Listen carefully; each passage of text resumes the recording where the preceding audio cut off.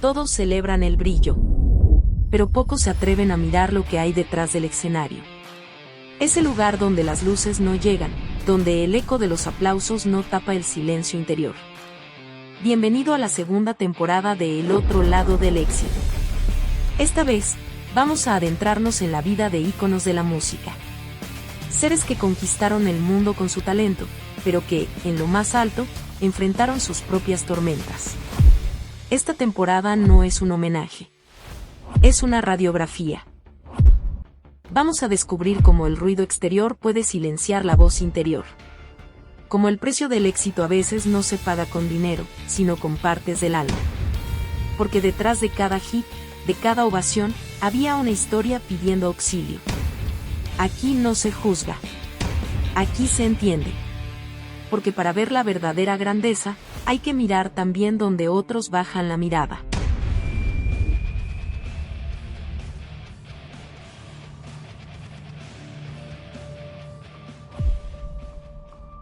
John Michael Osborne, más conocido como Ozzy Osbourne, nació en 1948 en Aston, un barrio obrero de Birmingham, Inglaterra. Creció en la pobreza, uno de 6 hermanos en una pequeña casa humilde. Desde niño vivió inseguridades, sufría dislexia, bullying escolar y la sombra de una baja autoestima. Siempre me sentía intimidado por todos. Mi estrategia fue actuar como un loco y hacer reír a la gente para que no se metieran conmigo, confesó Ozzy sobre su adolescencia. Su apodo Ozzy nació como burla en la escuela, pero ese apodo ordinario pronto se convertiría en leyenda extraordinaria. De joven, Ozzy buscó escape en la música. A los 15 años abandonó la escuela y tuvo problemas con la ley por delitos menores.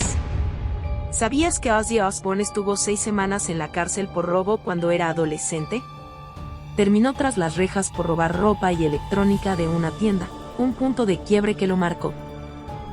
Avergonzado y decidido a cambiar su rumbo, Ozzy halló su llamado al escuchar She Loves You de The Beatles. Ese momento, según sus palabras, fue como una explosión divina, los planetas cambiaron de lugar. La música encendió en él una esperanza de éxito lejos de la miseria. Impulsado por esa revelación musical, Ozzy respondió al llamado de la aventura. Formó su primera banda local y, tras algunos intentos fallidos, en 1968 se unió a Tony Iommi, Geezer Butler y Bill Ward para crear un nuevo sonido. El grupo, inicialmente llamado Air, pronto adoptaría un nombre acorde a su estilo oscuro, Black Sabbath.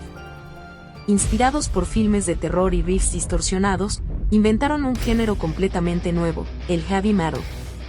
Su música, con tonos ominosos y letras sobre pesadillas y locura, era el refugio perfecto para canalizar la angustia de Ozzy. Black Sabbath rápidamente pasó del anonimato a la fama internacional.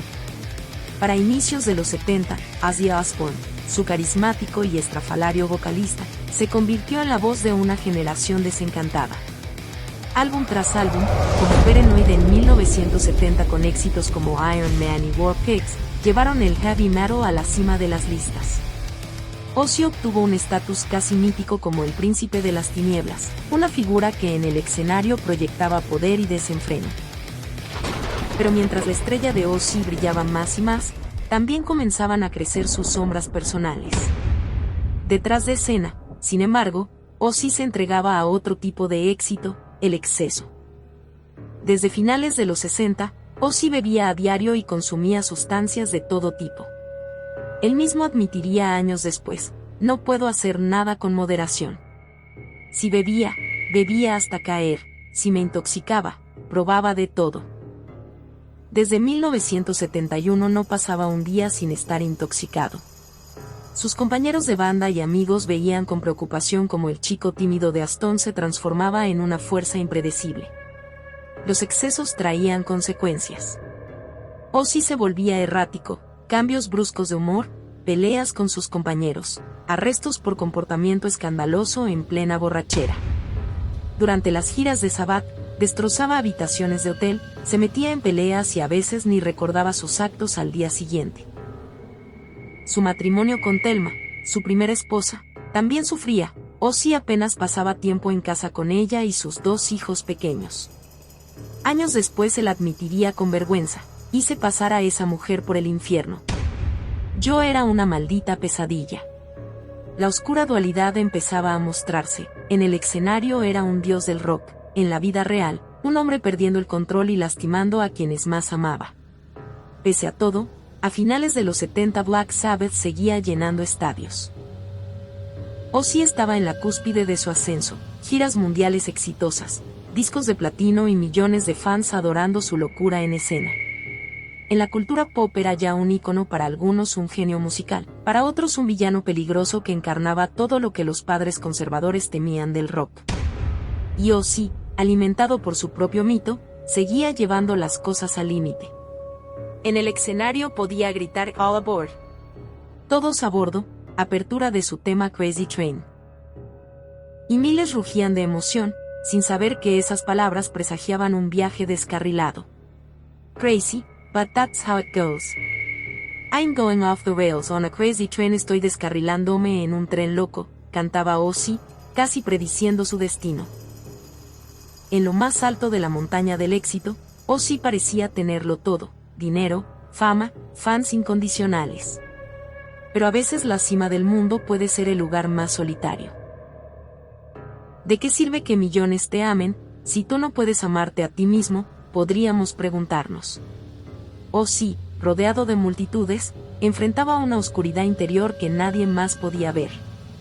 El primer gran quiebre no tardó en llegar. Para 1978, la máquina de Black Sabbath chirriaba, las críticas a sus últimos discos eran duras, la creatividad mermaba y los shows se volvían impredecibles.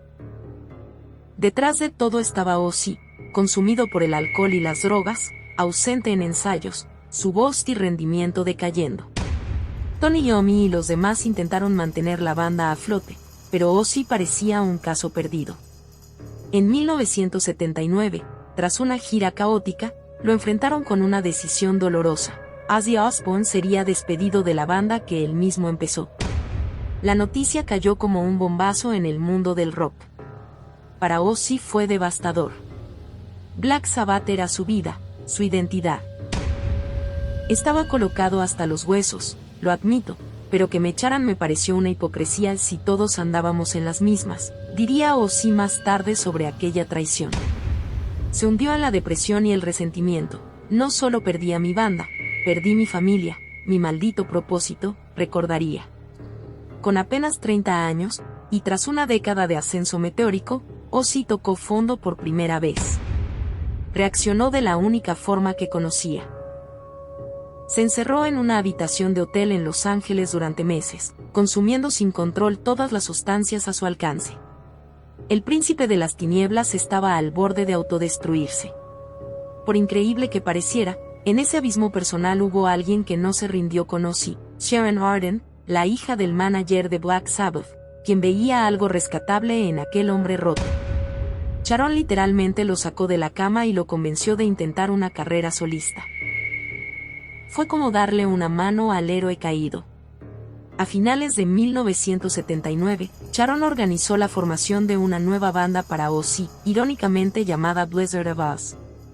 Contra todo pronóstico, el viaje no había terminado, pero el precio del éxito ya había cobrado su cuota. Ozzy se encaminaba a una segunda oportunidad, cargando sus adicciones y fantasmas a cuestas. Ozzy Osbourne había ascendido a la gloria y caído a los infiernos en solo una década.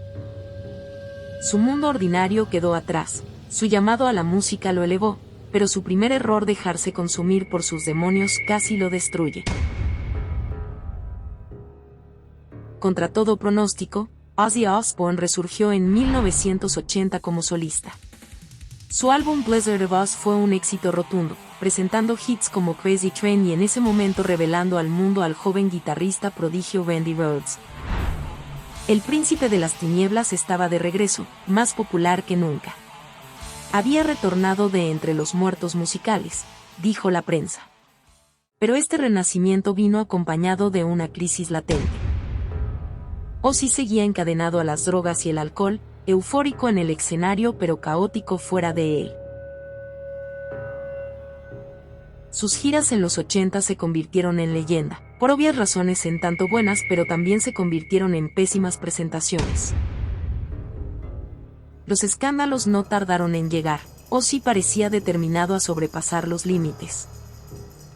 En 1981, durante una reunión con ejecutivos de CBS Records, sorprendió a todos mordiendo la cabeza de 2 palomas vivas que tenía en sus manos, cubriendo de sangre la mesa de conferencias. Esa fue su retorcida forma de celebrar su contrato discográfico, y de anunciar que la locura de Ozzy iba en serio. Los ejecutivos quedaron atónitos y la anécdota voló a la prensa, alimentando su mito oscuro. Pero esto solo sería el preámbulo del infame incidente que ocurriría al año siguiente. 20 de enero de 1982 en Des Moines, Iowa. Este sería el día que consolidó para siempre la reputación salvaje de Ozzy. En pleno concierto de la gira Diary of a Madman, un fan lanzó al escenario un murciélago que para algunos estaba muerto, pero otros decían que estaba agonizante. Ozzy, creyendo que era de goma, lo tomó, y ante la mirada de 5,000 fans, le mordió la cabeza. De inmediato sintió un líquido tibio y asqueroso llenar su boca. Me di cuenta de que no era de plástico cuando tenía la sangre escurriéndome por la barbilla, relataría en su autobiografía. Esto hizo que el pánico despertara. Ozzy fue llevado de urgencia al hospital para recibir vacunas contra la rabia. Al día siguiente, la noticia estaba en todos los titulares del mundo. La prensa lo consagró como un degenerado de clase mundial, y el apodo de Príncipe de las Tinieblas quedó sellado a fuego. Ozzy trató de ganarse a toda costa ese apodo sin quererlo. Este acto, tan escandaloso como accidental, se volvió una leyenda dentro del rock. Su actual esposa y manager de Osbourne en ese momento, se apresuró a convertir el escándalo en marketing, contactó publicistas y en cuestión de días el murciélago pasó de ser un horror a convertirse en publicidad, camisetas, souvenirs y la propia mística de Ozzy incorporaron la imagen del murciélago decapitado. El mundo estaba horrorizado, sí, pero también morbosamente fascinado. En plena era pre-internet, Ozzy se convirtió en el villano favorito de la cultura pop, el rockero satánico por excelencia que desafiaba la moral convencional. Sin embargo, no todo eran risas malévolas. La vida personal de Ozzy seguía en picada, pero sobre todo el abuso de sustancias no disminuía. La tragedia golpeó al vocalista en 1982. El 19 de marzo, durante una pausa de gira en Florida, Randy Rhoads, su querido guitarrista de 25 años, murió en un absurdo accidente de avioneta, justo al lado del autobús de la banda. Ozzy presenció horrorizado el choque y la explosión que le arrebató a su amigo. Lo llamó la tragedia de su vida, diciendo que en cierto modo aún sigue parado en ese campo, mirando los restos ardientes. Por si fuera poco con sus adicciones, este golpe hundió a Ozzy en una depresión profunda. Se sentía maldito. Según su libro biográfico, a cada momento se ha preguntado por qué siempre se van los mejores. Una lágrima caía sobre su cara al hablar de su amigo y compañero Randy. Aún así, el circo debía continuar. Ozzy siguió cantando, grabando y escandalizando. En 1984 enfrentó demandas porque su canción, Suicide Solution, supuestamente incitó el accidente de 2 jóvenes fans.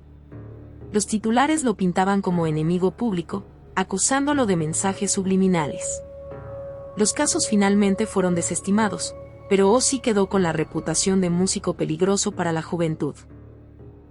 Ese mismo periodo, durante un concierto en 1986, un fan murió tras caer y romperse el cuello en medio del caos del público. Hubo heridos y arrestos. Aunque fue un accidente, la prensa sumó ese hecho a la lista oscura del vocalista. Ozzy Osbourne se había convertido en sinónimo de controversia. Cada paso que daba era vigilado por medios y grupos conservadores. Sus giras eran recibidas con protestas de sectores religiosos que veían en él una influencia satánica. Pero paradójicamente, todo este ruido no hacía sino acrecentar su leyenda. Sus admiradores lo adoraban precisamente por su rebeldía irreverente. Ozzy, todos hablan de tus excesos con alcohol y drogas. Sinceramente, ¿qué tanto llegaste a consumir en esos años? que no consumí cocaína, heroína, ácido, LSD, pegamento, jarabe para la tos, pastillas para dormir. Lo que me pusieras enfrente, me lo tomaba. Y todo eso lo mezclaba con cantidades masivas de alcohol a diario. Es un milagro que siga vivo. A estas alturas, Ozzy era literalmente un caso de estudio. Médicos llegaron a analizar su genética en 2010 para entender cómo podía haber sobrevivido a décadas de abuso de sustancias. Encontraron mutaciones únicas en su ADN relacionadas con la metabolización de drogas. Pero en tono de broma, Ozzy decía que lo único que realmente lo ponía mal era la cafeína. Pero detrás de la broma se ocultaba una verdad: su cuerpo pedía auxilio. Ningún ser humano puede sostener ese ritmo de vida y de adicciones sin romperse. Para finales de los 80, Ozzy había sorteado a la misma muerte, había librado demandas y varios accidentes. Pero su mayor crisis personal estaba por explotar, no en el escenario sino en su hogar. En septiembre de 1989, bajo los efectos de una mezcla de drogas y alcohol, Ozzy tuvo un brote violento con su esposa en su casa de Reino Unido. En sus memorias cuenta que aquella noche se acercó a su también manager y le dijo con voz helada: «Hemos decidido que tienes que morir». Acto seguido, se abalanzó e intentó estrangularla. Sharon luchó por su vida. Por suerte, lograron apartarlo justo a tiempo y llamaron a la policía. Ozzy se desmayó, y cuando despertó, estaba en una celda. Ozzy despertó confundido en una fría celda, sin recordar nada de la noche anterior. Abrí los ojos y no sabía dónde estaba. Las paredes estaban sucias, estaba en el piso sin saber algo. Entonces vino un oficial y me dijo: ¿sabes por qué estás aquí? Intentaste matar a tu esposa. Esas palabras fueron como un balde de agua helada, había tocado fondo. Su peor miedo se había vuelto realidad. Imaginen la agonía, despertar y descubrir que pudiste haber destruido lo que más amas. Aquel hombre que aterrorizaba escenarios ahora se aterrorizaba a sí mismo. En ese instante, John Osborne, el ser humano frágil tras la estrella, se vio en el espejo de la celda y no reconoció al monstruo en que se había convertido. Su esposa no presentó cargos formales en última instancia, pero exigió que Ozzy se internara en rehabilitación de inmediato. Fue un ultimátum de ella para su relación: o se curaba, o perdería a su familia para siempre. La corte inglesa ordenó además que la pareja se mantuviera separada por un tiempo. Ozzy ingresó a una clínica de desintoxicación, iniciando el largo y cansado camino de la sobriedad. Por primera vez en décadas, se vio obligado a enfrentar la vida sin ayuda de sus drogas. Estaba muerto de miedo, pero era eso o morir de verdad. A sus 41 años, Ozzy Osbourne había caído tan bajo, que pensaba que nada lo podría sacar del fondo. Muchos pensaron que sería el final de su historia y que tendría un trágico final como le había ocurrido a múltiples famosos. Sorprendentemente, este no fue el final para Ozzy. Los años 90 trajeron una suerte de redención.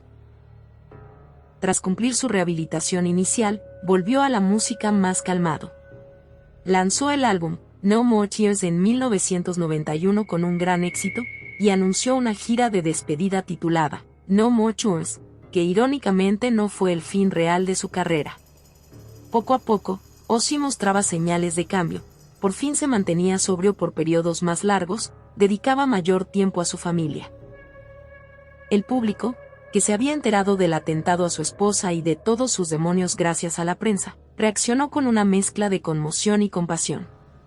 En lugar de darle la espalda, muchos fans lo apoyaron en su lucha contra las adicciones.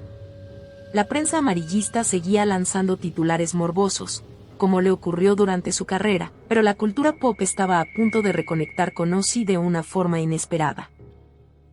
En 2002 Ozzy, por increíble que sonara, se convertiría en estrella de televisión. Si alguien hubiera predicho esto en los 80, nadie lo creería. El canal más famoso de música de principios de siglo presentó y produjo The Osbournes, un reality show sobre la vida doméstica del exintegrante de Black Sabbath. De pronto, el mundo conoció al Osbourne padre de familia, divertido, torpe, discutiendo con su esposa por trivialidades y regañando a sus perritos que hacían del baño en la alfombra. El príncipe de las tinieblas estaba en descanso, intentando programar el control remoto de la televisión. La serie fue un fenómeno global, mostrando el lado cotidiano y humano de alguien que antes parecía un personaje de ficción de terror. Ozzy ya no era solo el loco masticador de murciélagos, era el papá gruñón y gracioso que muchos adoptaron con cariño en sus salas. Esta incursión a la TV ganó nuevos fans que ni siquiera eran metaleros. De hecho, muchos jóvenes descubrieron su música gracias al show. La dualidad de su figura se exhibió en todo su esplendor. Ozzy podía ser el rockstar decadente y el padre amoroso a la vez. Claro que, tras bastidores, no todo era perfecto. Sharon revelaría luego que Ozzy filmó gran parte de The Osbournes aún luchando contra el alcohol y los tranquilizantes, pero al menos la conversación ya no giraba solo en torno a escándalos, sino también a su redención. A medida que Ozzy envejecía, algo hermoso ocurrió, el monstruo fue ganándose la simpatía general. La misma prensa sensacionalista que antes lo demonizaba, ahora lo presentaba como un sobreviviente. En 2005, Black Sabbath con Ozzy Osbourne, por supuesto, fue incluido en el Salón de la Fama del Rock and Roll, consolidando su legado artístico. Para 2010 y 2020, con la proliferación de redes sociales, la imagen de Ozzy se masificó, por si fuera necesario un impulso. Cuando Osbourne enfrentó nuevos desafíos de salud, millones de personas mostraron su apoyo en línea. Un ejemplo poderoso fue cuando Ozzy anunció en 2020 que padece la enfermedad de Parkinson. Lejos de alejarse, sus fans inundaron internet con buenos deseos. Ozzy no nos debe nada, nos lo ha dado todo en estos 50 años, escribió un seguidor en Twitter. Otro comentó, tu música cambió el rumbo de mi vida, seré fan de por vida, aunque ya solo pueda verte en mis recuerdos. Ese mismo año, debido a complicaciones de una lesión de columna, Ozzy tuvo que cancelar su gira de despedida definitiva y anunció su retiro de los escenarios en 2023. Con voz quebrada, se disculpó con el público diciendo, esta es probablemente una de las cosas más difíciles que he tenido que compartir con mis leales fans. La reacción mundial fue unánime, agradecimiento y amor. Miles de mensajes en redes decían, gracias Ozzy, por los recuerdos. Eres una fuerza de la naturaleza. Pocas veces se ve un cambio así, el villano de ayer convertido en héroe querido hoy. Ozzy Osbourne sobrevivió a lo que hubiera destruido a cualquiera. De ser un chico pobre de Birmingham con inseguridades, pasó a estrella mundial, de estrella, a adicto al borde de la muerte, de villano público, a figura querida de la cultura popular. Su legado trasciende la música. Inventó junto a Black Sabbath el heavy metal, influenciando a generaciones enteras de artistas. Montó festivales que impulsaron a nuevas bandas. Nos enseñó, con su ejemplo, las consecuencias reales de la adicción, derrumbando el mito romántico del rockero invencible. Y también nos mostró que nunca es tarde para buscar ayuda y cambiar. Ozzy llevaba más de una década sobrio, agradeciendo cada día la oportunidad de seguir vivo. En última instancia, el otro lado del éxito de Ozzy Osbourne nos revela la persona detrás de la leyenda. Un hombre que cargó con sus errores y sus culpas, que luchó contra la depresión, la adicción y la enfermedad, todo bajo la mirada del público. Hay una frase que Ozzy mencionó con humor negro, sé lo que pondrán en mi tumba, aquí yace Ozzy Osbourne, el ex cantante de Black Sabbath que mordió la cabeza de un murciélago. Pero su epitafio real es mucho más profundo. No es solo el tipo del murciélago. Es un sobreviviente, un ejemplo viviente de resiliencia que, habiendo caído innumerables veces, siempre encontró la manera de levantarse. El 22 de julio de 2025, el príncipe de las tinieblas ha partido. Su historia es una lección definitiva. El éxito puede tener un lado oscuro devastador, pero nunca es tarde para buscar la luz. Tras el mito del príncipe de las tinieblas hubo siempre un ser humano luchando por salir de la oscuridad. Esa lucha, esa fragilidad y esa verdad son, quizá, el mayor triunfo de Ozzy, mantenerse aquí, contra todo pronóstico, inspirándonos con su vulnerabilidad. En el otro lado del éxito, Ozzy Osbourne encontró su redención final. Y nosotros hemos descubierto al hombre real detrás de la estrella, imperfecto, invencible en su fragilidad. No te pierdas nuestros próximos capítulos de la segunda temporada, el próximo artista que analizaremos desde el otro lado del éxito, Michael Jackson. No te lo pierdas.